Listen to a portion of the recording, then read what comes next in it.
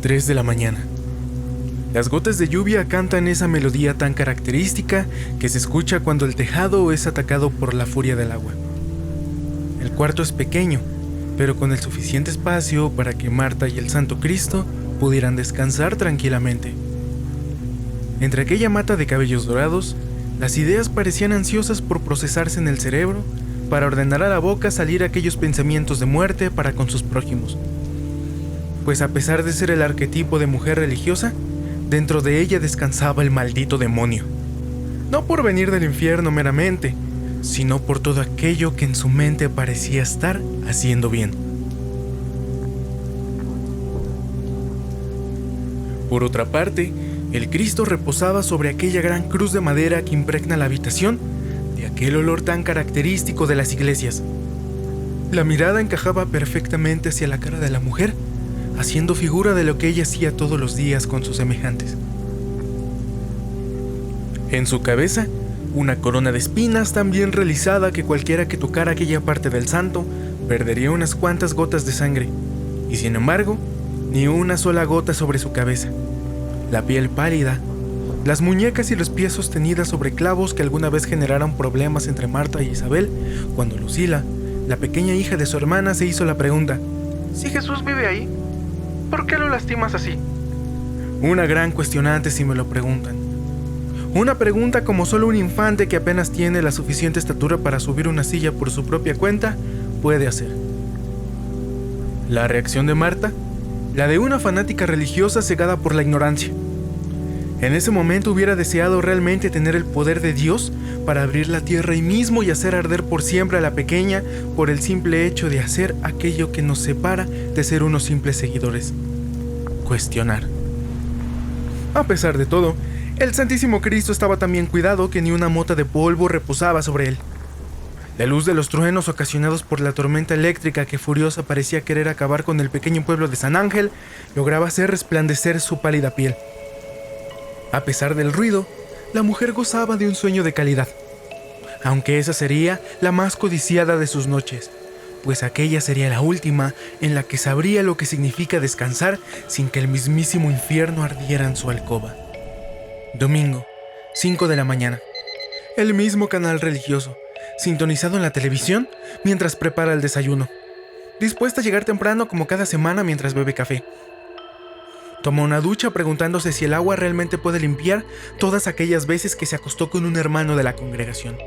Seca su cuerpo hasta llegar a sus pechos, y con deseos de poder arrancarlos de su cuerpo, recordando aquella cita que dice: si un ojo te es ocasión de caer, sácalo y échalo de ti, pues te conviene perder uno de tus miembros y no que todo tu cuerpo sea arrojado al infierno. Mientras se mira al espejo diciendo en voz baja: eres una perra, una maldita perra. Una y otra vez recorriendo sus muslos al tiempo en el que piensa lo que no se atreve a decir. Dios me ha castigado con este cuerpo. Dios me odia. Sin darse cuenta que desde siempre ha otorgado culpas a quienes la rodean, sin hacerse responsable por una vez de sus concupiscencias. Escoge el vestido más largo que tiene y se dirige a su destino, rezando las mismas palabras repetidamente como si lograra entender una sola de ellas. ¿La misa? Irrelevante. Si hubiera podido preguntarle en persona, a lo mucho me hubiera hablado acerca de los primeros 30 segundos. Mientras el padre habla del amor a Dios, Marta dirige su mirada a Esther y ese vestido que, aunque no es corto, solo le llega a las rodillas.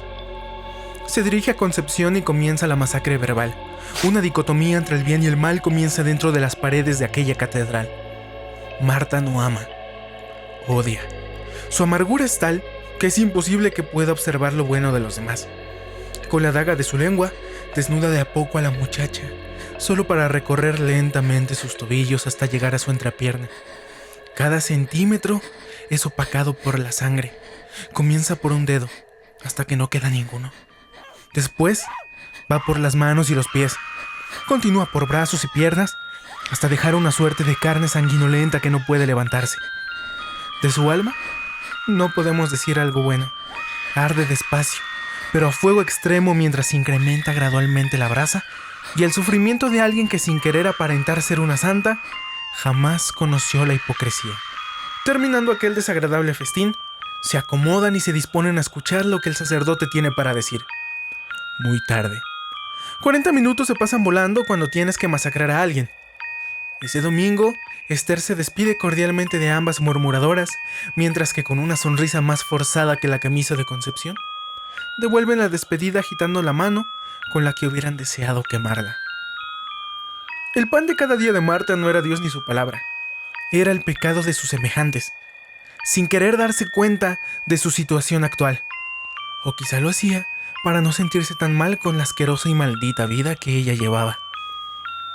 Tomó el martillo y aplastó con coraje el pecho de un joven de 18 años hasta llegar al pecho. Lo que más amaba era escuchar crujir las costillas mientras los pulmones quedaban expuestos, inflándose como dos grandes balones. Aplastar el corazón, o un deleite como ninguno. Una garantía de que aquel muchacho perdido en las drogas no buscaría redención. No buscaría nuevamente arreglar la relación con su creador. Pero ella en su ignorancia se sentía en la calidad moral de hacerlo. Como si ella no fuera aquella perra que destruyó el matrimonio de Lucía y por consiguiente la vida de los pequeños hijos de la ya difunta pareja. Un domingo de gloria, si la gloria se contaran maldiciones. Llega a casa a observar por la ventana lo que en el fondo de su corazón más odiaba. Una familia feliz. Una familia que le recuerda lo que pudo haber tenido si no hubiera comprado la idea de que sola estaba mejor. Si no hubiera comprado la idea de que el sacerdote rompería sus votos para formalizar su relación y así poder dejar al aburrido de su esposo. Como si no lo engañara. Sabater maldito es un adúltero. Fue lo único que logró decir antes de que una voz proveniente del mismo cuarto exclamara. El silencio se apoderó de la habitación antes de que, pensando haber sido un ruido de afuera, observara a Consuelo y a su joven hijo, futura promesa en la carrera de arquitectura, mientras abre su boca para decir: Si supiera, seguramente ya se está drogando y se dice no amar a Dios. Pero una vez más, es interrumpida por otra voz en la habitación. Misma palabra que empieza a repetirse una y otra vez en cada rincón de la habitación, en una suerte de estruendo ensordecedor que cesa tan rápido como llegó. ¿Y tú? Voltea y observa todas esas figuras a las que adora, mirándola fijamente, juzgándola y persiguiéndola con la mirada. Cuando termines de matar al hijo, lo cubrirás de sangre. Llorarás cuando el Cristo se tiña de negro. Exclamó una voz que ya no era distinguible si venía de su cabeza o de aquella habitación. Corriendo, y sin observar por dónde sale, escuchando los lamentos de los santos, queriendo creer que eso eran a pesar de sonar como risas, y llegando al patio de la casa, voltea la mirada a la sala unos segundos. Algunos de los santos ya están rotos, otros movidos de su sitio. Cierra con llave y hecho un ovillo reposa en la cama tratando de asimilar lo sucedido. Cuando la calma comenzaba a abrazarla, como balde de agua fría observa la cabeza del Santo Cristo, bañada en lo que parecía ser petróleo que desprende un metálico olor que le recuerda todas aquellas veces que su padre la golpeó llegando borracho. Aquello era sangre, una sangre que tornaba a Cristo en color negro, un negro absoluto que absorbía la luz y unos ojos blancos que la observaban como cada noche lo hacían. Resonaban aquellas voces en su cabeza.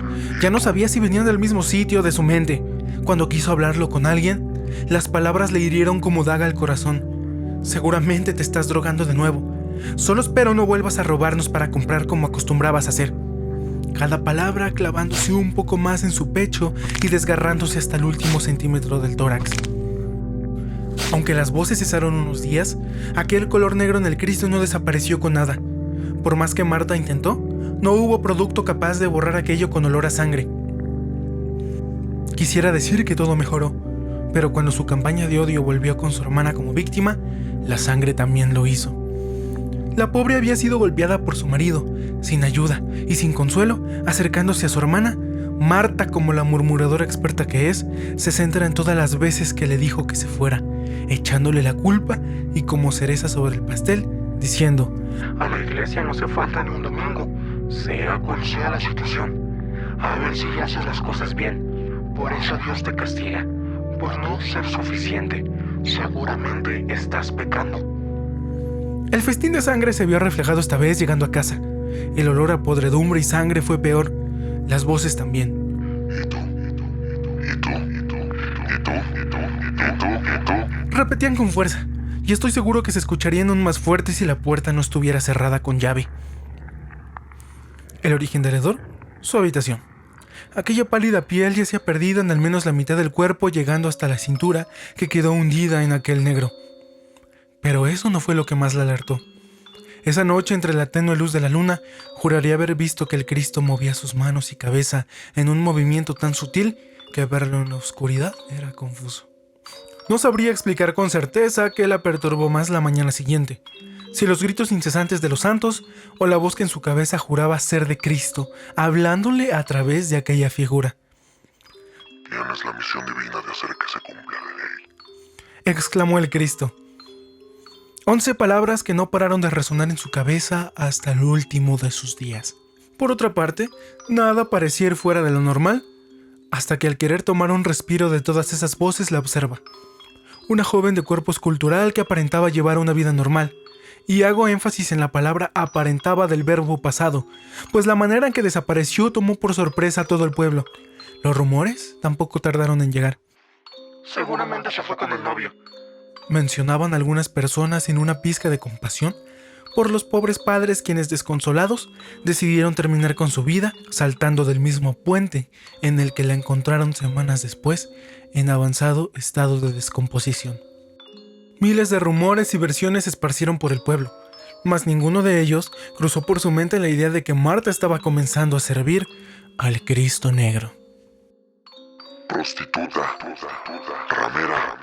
Gritaban aquellas voces en su cabeza que no permitían que Marta saludara a la joven tranquilamente. La paga del pecado es la muerte. Susurraban lentamente en un conjunto que al unísono bajaba el volumen de su voz para después gritar enfurecidos. Tu iglesia nos clavó en esta cruz. No podemos hacernos cargo. Pero tú sí. Cumple con el deber divino y dale a estos pecadores lo que tanto has querido darles desde siempre. Conocemos tu corazón y tus más profundos deseos. Haz esto por nosotros y pronto estarás junto con él. Entendiendo ella que hablaban de su Señor. No lo pensó dos veces. Lo que sucedió después es mejor dejarlo a la imaginación. La noche del funeral, ella pudo olerlo a kilómetros. También pudo sentir aquella corriente en sus manos. Esa corriente que hace que la gente hable en idiomas que no son el suyo y rueden en el piso. Llegando a casa, lo miró y cayendo rendida a sus pies, cantando alabanzas, escucha. Levántate, perra maldita. Aún tienes que saldar tu deuda conmigo. Tú me clavaste. Tú me mataste. Ahora hazme este favor. Sal allá afuera y cumple con la misión divina. Eso sí que tambaleándose, cabizbaja producto del mareo y del miedo de ver al Cristo completamente ennegrecido, moviéndose de manera errática y tratando de salir de aquella penitencia, se abre camino entre la multitud sin saber dónde comenzar. Fornicador, ratero, avaro, mentiroso, drogadicta, ramera, desobediente, lujurioso. Gritaban las voces que no la dejaban pensar. Aquel estruendo penetraba en su cabeza de tal manera que no le era posible entablar un solo pensamiento coherente.